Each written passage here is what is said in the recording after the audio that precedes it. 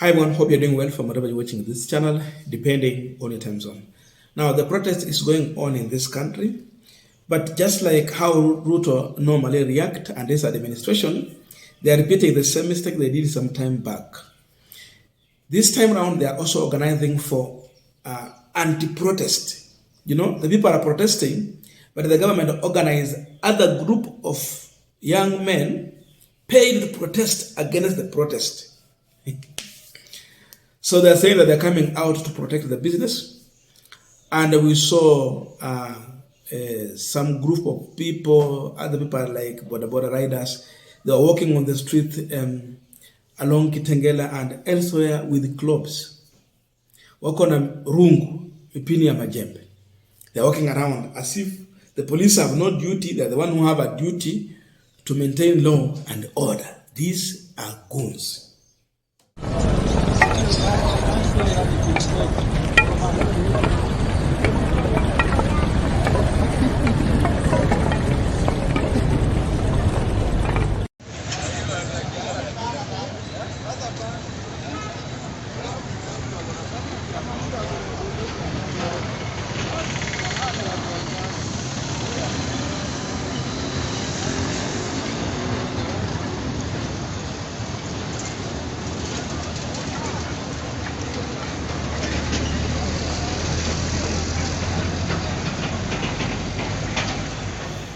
Now, later on, we saw another group of border riders.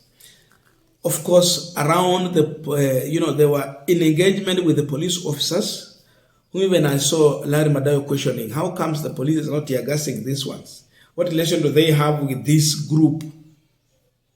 So a kind of engagement showing indeed they are somehow collaborating with the police.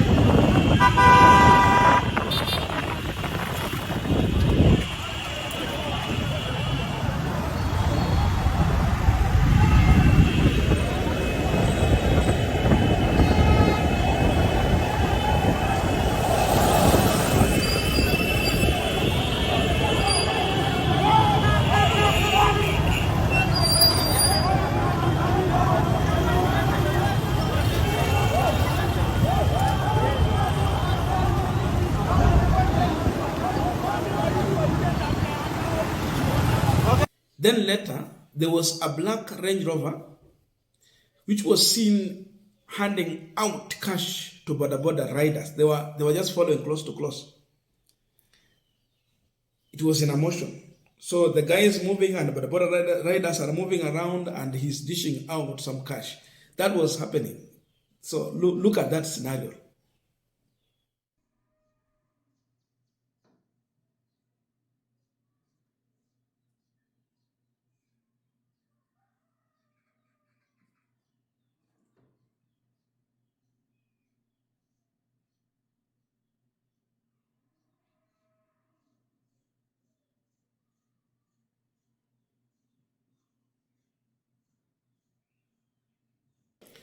And continuously, all we saw later, it was the protest now taking place. Those who seems to be allied to William Samoei Ruto, they had their placards, and it was all over written there. Tumechoka na Gen Z. It's time to work.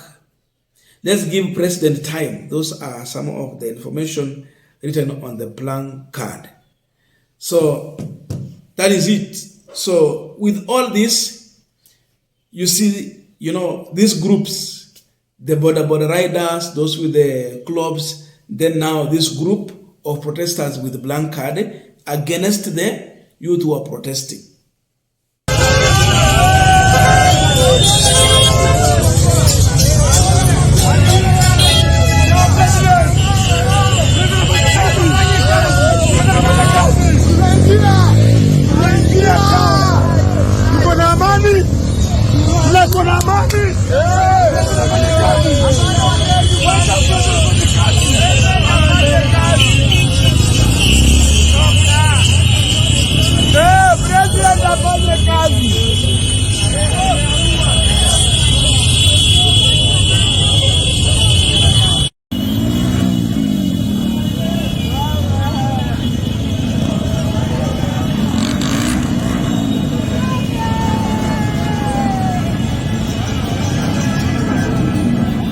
Now, the good thing with the youth who are on the streets, they are very intelligent.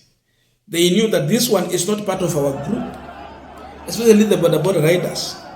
So it went to an extent whereby they had a confrontation, and one of the one of the motorcycle was set on fire by the youth who are protesting, because you see, you people, you are here for a different business. And you can see photos all over. I have a video, but sharing that video also becomes a problem, because now these people are everywhere, including on YouTube, complaining so much. So due to YouTube guideline, we can't share the video. But the fact is that the motorcycle was set on fire. So that has been the situation. We are continuing this final discussion, but just a quick request for those who are watching, and you have not yet subscribed, please consider subscribing. To our returning subscribers, I must say thank you so much. And again, to all our viewers, please give this video a thumbs up. Thank you so much, and back to this discussion. Now, you can imagine if you are a father, then your son or daughter asks for a bread, and you turn up with a stone. I think that is what Ruto is trying to do. It's a kind of, an abuse is trying to do here. We are talking about serious issues here. People have gone to streets to demonstrate.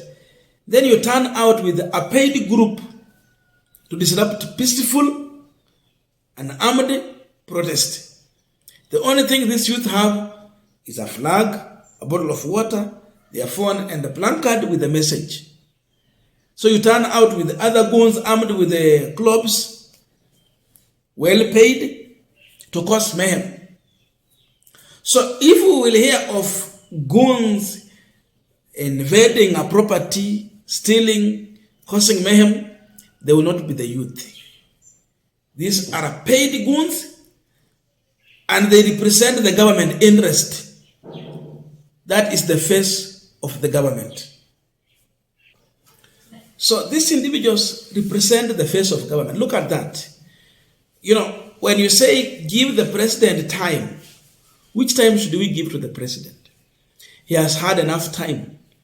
When you give him time, he turn up with Aden Duale back to the cabinet. When you give him time, he turn up with Mtu kama Nani, who is former CS for Interior, Kithure Kindiki. You give him time, he turn out with lies. You give him time, you hear JKIA is set for sale. You give them time, you hear JKIA now they're turning from sale now to leasing. 30 years lease. That is now where we are. So it is clear to understand that we have two groups. One group representing the face of the government, hired and paid. Another group, these are just organic, normal Kenyans, Gen Zs who are on the street, protesting for their right. So we must identify. Those people who are coming with rungus are not organic. We have seen the Range Rover there giving handouts. We did not see anywhere this youth were given handouts. They come out because they have a reason to come out. They have interest in the economy of this country. They are crying that the government is not treating them in the right way. People are jobless. You can't tell us that you are tired with Gen Zs and you are a part of them, then you are also jobless. It can't work that way. So definitely, we have sponsored protest to counter the organic protest. The worst is that the organic protest is huge. It is overwhelming the paid protesters. And this shows the level of desperateness in this government. People are so desperate. There's a level of disparity among these people. Sasa ikifika hapo, what do you do? William Ruto has to look for a way that is sustainable. You cannot stop protest by organizing a sponsored protest. Just sit down and solve the problems. Mambo ya tumechoka na Gen Z cannot help in any way, because this government does not mean good for anyone. Chances are, if you keep quiet, you give them more chance to go and loot. So with that, no one is going to relent. The fight is going to continue, and the solution will not be found through organizing another protest. Sasa kama kutakuwa na uhalifu siku ya leo, serikali ndio imehusika. Wamepea watu mipini wa wakawatuma kwa barabara. Hao ndio watatekeleza wizi. And we saw Gen Zs in one of the previous protests, when they realized that goons have infiltrated the protest, walienda wakasimama na wanabiashara wakawasaidia kulinda biashara yao, and the goons were dealt with properly. So Ruto's goons today, they might be dealt with in the same way, because tumeona hata pikipiki zao zimeanza kuchomwa. How can police coordinate with the people who have rungus? What are they coordinating about? Does it mean that police have failed to take over their duty to provide security?